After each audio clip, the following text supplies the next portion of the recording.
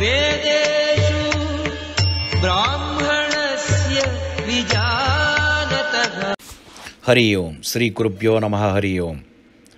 Srimad Bhagavad Gita, Chapter 2, Sloka 46, based on Pujya Sri Dhananjay Govindacharya's discourse. Gist of the sloka: what benefit can be obtained from a well? The same can be obtained from mighty river. What all Vedas provide, the same is obtained by the Jnani.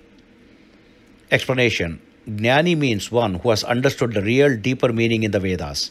He who is a Jnani knows the inner deeper meaning of the Vedas and its real purpose. Jnani can only achieve this state once he has surrendered completely to the Lord and sought refuge in Him alone. At this state, the Vedas open up and reveal the true knowledge.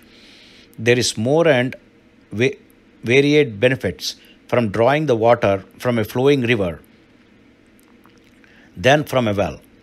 A Jnani who has understood the real meaning of the Vedas similarly gets more benefit than a superficial reader of Vedas. For the superficial person would be satisfied with the rewards of worldly nature obtained from sacrifices, whereas the Jnani would get benefits like self-realization and mukti. A Jnani is like a person next to the river, who sees Lord in everything and in all actions. The person who only sees the superficial meaning related to the karmas is like a person doing the sacrifice for the sake of sweat and smoke.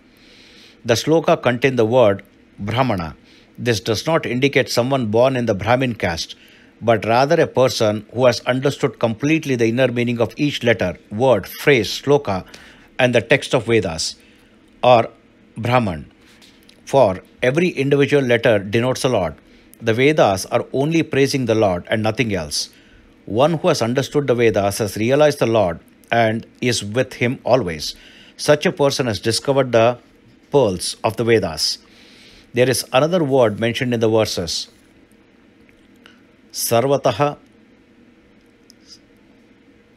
Swapantodaka, meaning vessel full of water. Here, the inner meaning references to the final dissolution state of the universe, when everything is broken down to its atomic state. The water here refers to the universe filled only with atoms, except for the Lord who floats on it.